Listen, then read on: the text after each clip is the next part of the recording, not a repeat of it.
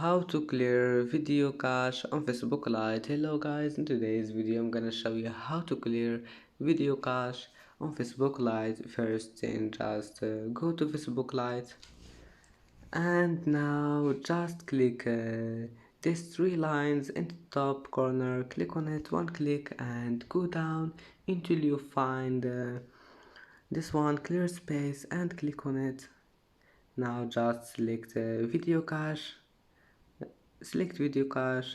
and all you need to do now, just click clear, and as you see video cache have been cleared.